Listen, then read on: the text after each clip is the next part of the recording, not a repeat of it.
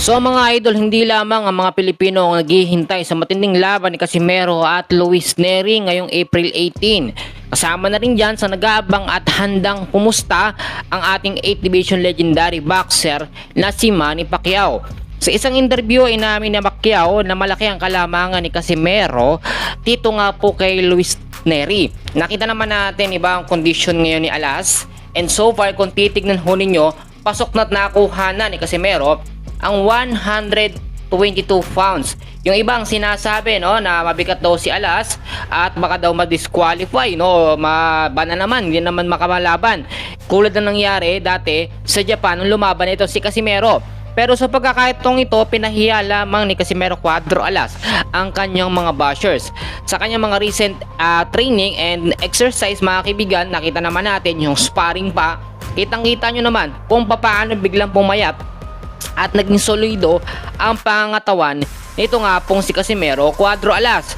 Sa isang interview naman dito nga po kay Luis Neri, sinabi ho niya na sisiguraduhin niyang tatalunin niya etong si Casimero Cuadro Alas.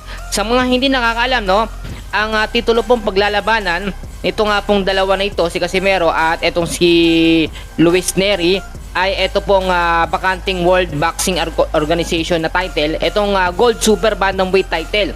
So, pwede natin itong banggitin na tinatawag din na World Boxing Organization na Global Super Bantamweight title.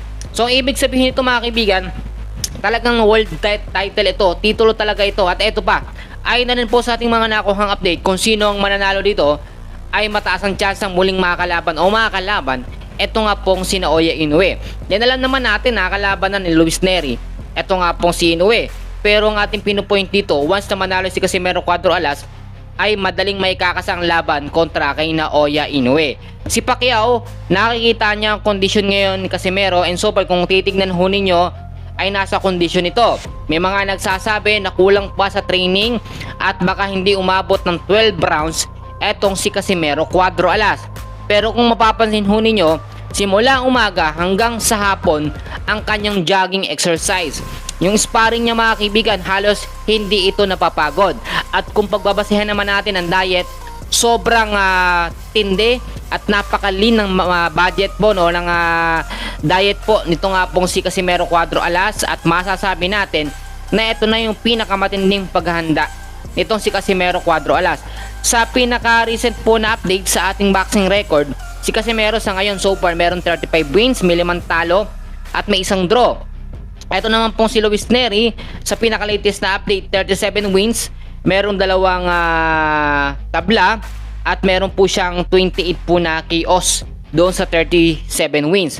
So hindi natin pagbabasehan kung sino maraming panalo, malalaman na lang natin, mga kaibigan, kung sino ang deserving sa titulong ito. Kaya naman abangan nyo mga next update natin. Maraming salamat po.